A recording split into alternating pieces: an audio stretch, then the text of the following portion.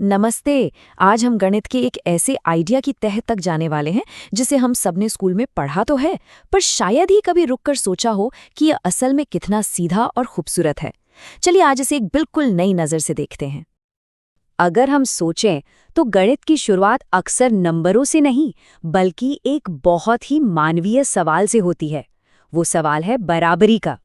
चीज़ों को सबके बीच ठीक ठीक कैसे बांटा जाए। तो चलिए थोड़ी देर के लिए मुश्किल फॉर्मूलों को भूल जाते हैं और उस एक चीज़ पर ध्यान देते हैं जो हम सब समझते हैं, चीज़ों को बराबर बराबर बांटना। अब चाहे तितलियां हो या इल्लियां, मकसद वो बिल्कुल साफ है। ऐसे ग्रुप्स बनाना जिसमें हर चीज की संख्या एकदम बराबर हो, ना किसी को कम ना किसी को ज्यादा। तो सवाल ये है कि ये होता कैसे है असल में। चलिए इसे समझने के लिए एक माँ चिड़िया और उसके भूखे बच्चों की कहानी सुनते हैं। यकीन मानिए ये कहानी सब कुछ साफ कर देगी।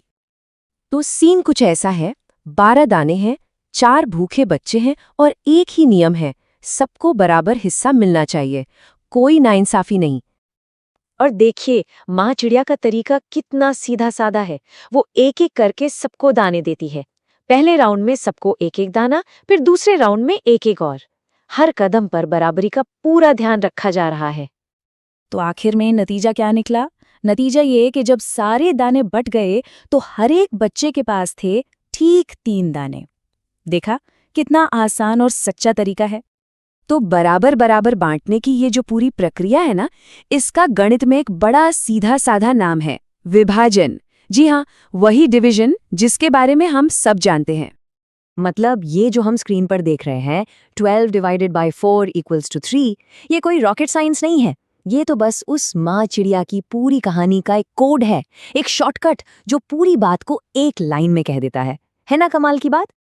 अच्छा, तो ये तो हुई कहानी। अब देखते हैं कि ये जो आइडिया है ये हमारी असल जिंदगी में, रोजमर्रा के कामों में कैसे और कहाँ-कहाँ नजर आता है। अब ये स्लाइड देखिए, बड़ी मजेदार है। एक तरफ 6 केले और 3 बंदर, तो जाहिर है हर एक को मिले 2 केले। लेकिन दूसरी तरफ बंदर कम हो गए, सिर्फ 2, तो अब हर एक को मिले 3 केले। मतलब ग्रुप छोटा हुआ तो हर एक का हिस्सा बढ़ गया। कितना सिंपल लॉजिक है।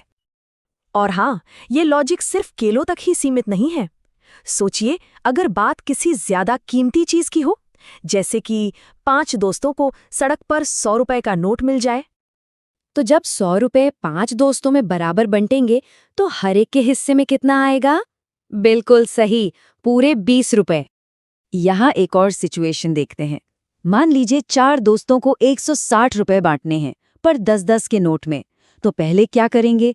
पहले नोट बांटेंगे। 16 नोट, 4 दोस्त मतलब हर एक को मिले 4 नोट, और 4 नोट मतलब 40 रुपए। देखा डिवीजन कैसे मुश्किल लगने वाली चीजों का पहला स्टेप बन जाता है। तो इस पूरी बातचीत का असली निचोड़ क्या है? वो कौन सी एक बड़ी बात है जो हमें समझनी चाहिए? ये बात बहुत गहरी है। डिवीजन मतलब सिर्फ रटने वाला कोई नियम नहीं, ये तो बराबरी की, इंसाफ की भाषा है। एक ऐसा जरिया जिसे हम हर रोज इस्तेमाल करते हैं, भले ही हमें इसका एहसास हो या ना हो। तो अब एक सवाल उठता है, दोस्तों के साथ रेस्टोरेंट का बिल बांटने से लेकर घर में किसी चीज को बराबर हिस्सों में काटने तक, ये जो बराबर बंटवारे का आइडिया है, ये हमारी रोज की जिंदगी में कितनी बार आता है। जरा सोचिएगा तो पता चलेगा, ये गणित हमारे चारों तरफ है।